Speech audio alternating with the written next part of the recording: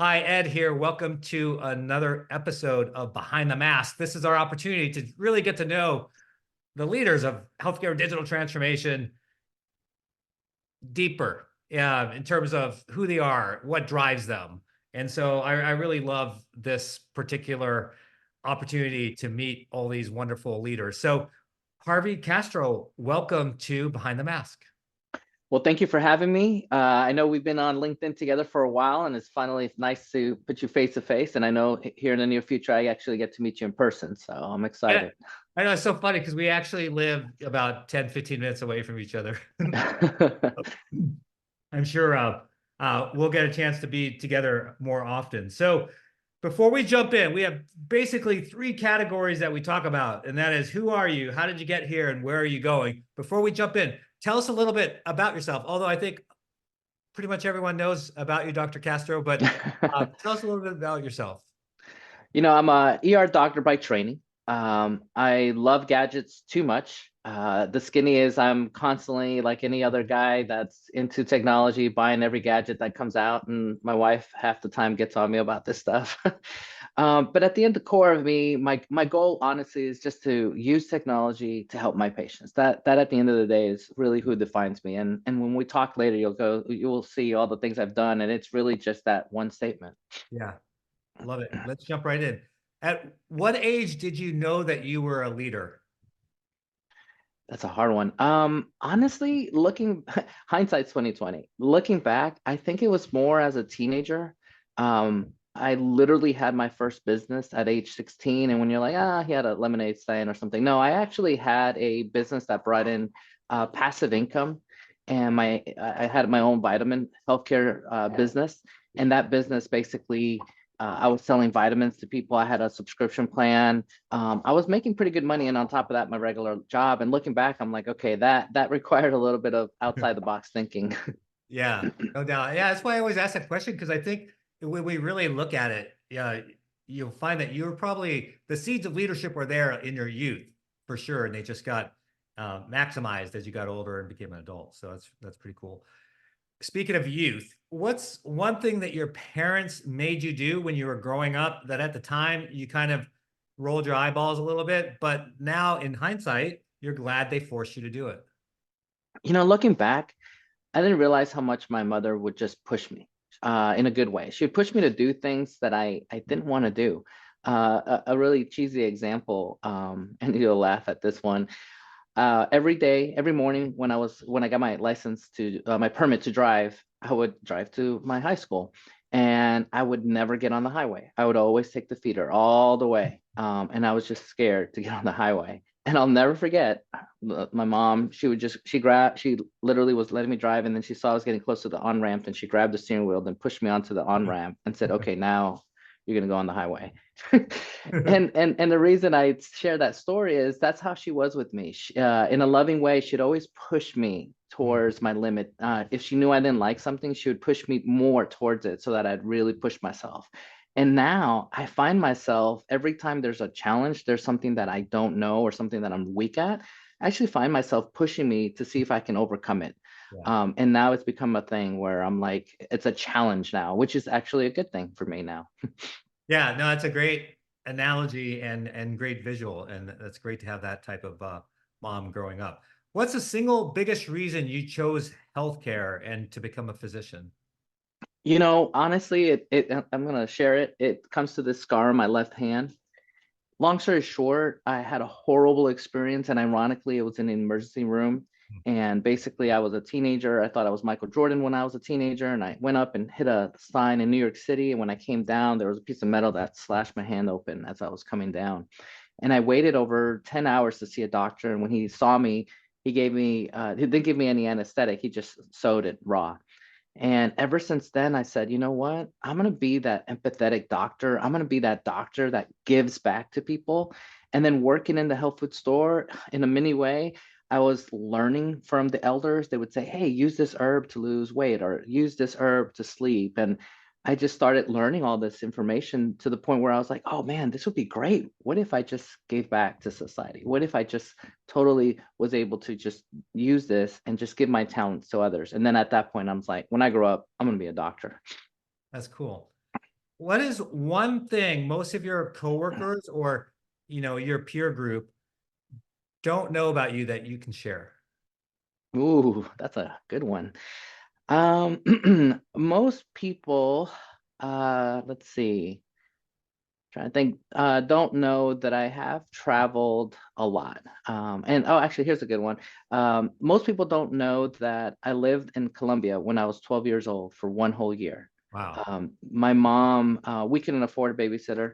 So every summer she would send me to Colombia. It was cheaper for me to go to Colombia than to live in New York. And then one year, again, I probably wasn't the ideal student. She's like, "Hey, Harvey, you're going down a bad path here. We need to straighten you up." So she sent me to a third world developing country, and it really opened my eyes. It really made me appreciate. I thought I was in poverty growing up in New York, but when I went to a third world country, I realized, no, no, this is really poverty. And so it really gave me perspective. And a lot of people don't know that about me. Yeah, no, I'm very cool. What about a defining moment? Was there a particular catalyst that happened in your life that reinforced your trajectory or changed your destiny? If I had to pick a catalyst moment, um, it's kind of like two combined. The first was I was working in an emergency room straight out of residency, and I was not happy. I gave all my life, education, years, energy to become that doctor. And when I was working at that hospital, I felt they were taking the doctor out of me. They were like, "Hey, you need to hurry up. Hey, don't order so many X-rays, CAT scan.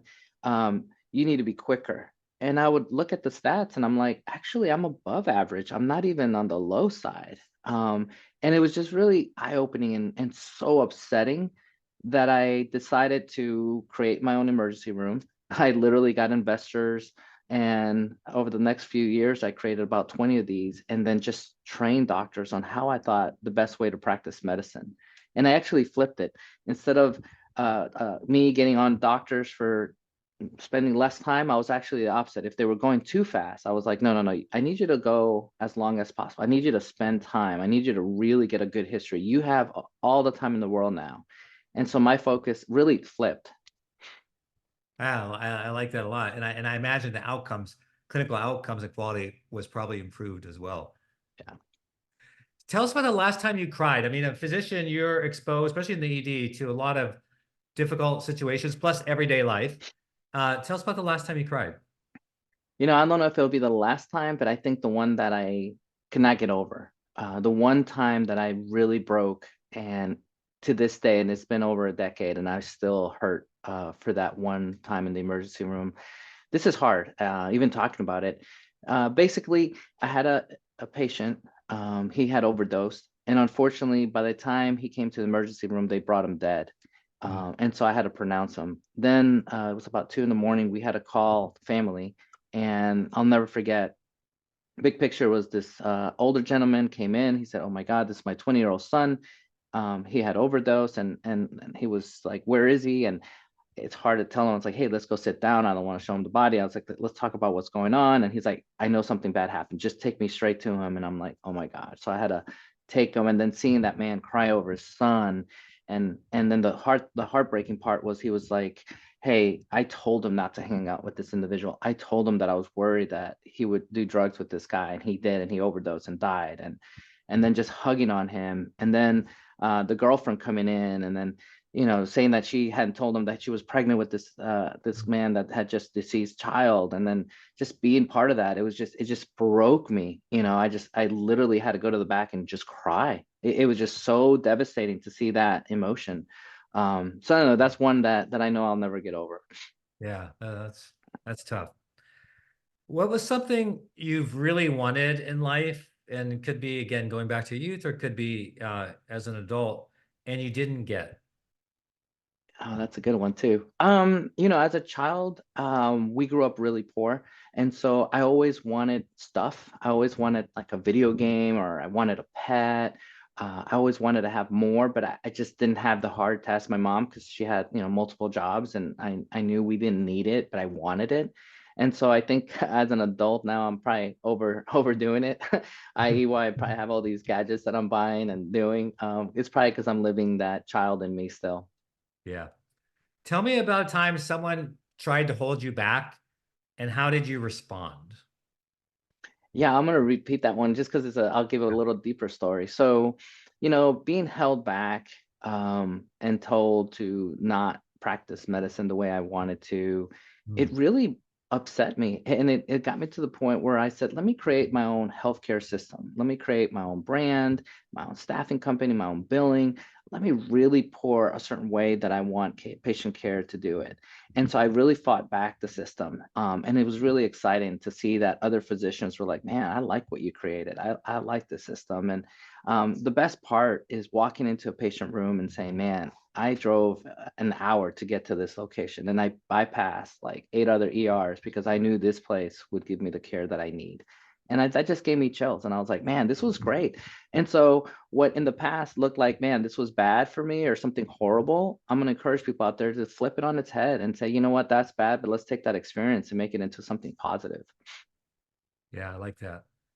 Tell me the last time you received a physical thank you card or the last one you wrote.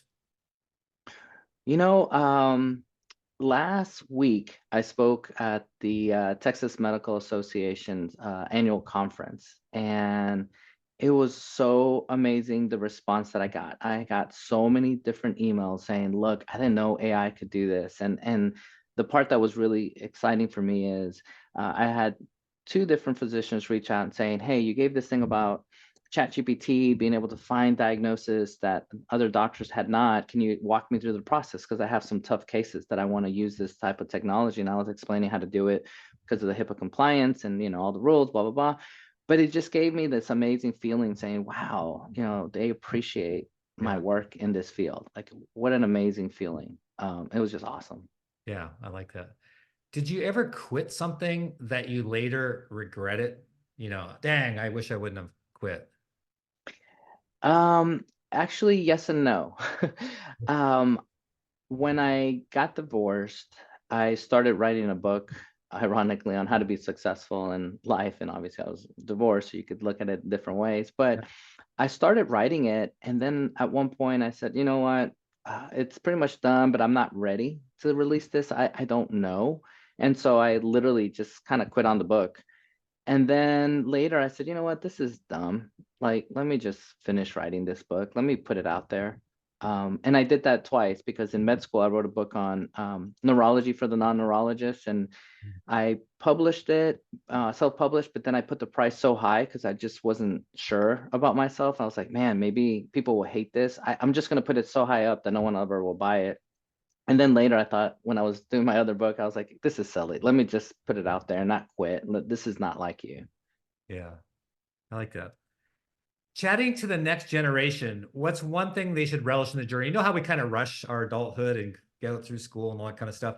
But looking back, and so if you were talking to, it could be a high school graduation or college graduation, it's like what's one moment of life that people should take more time to really relish?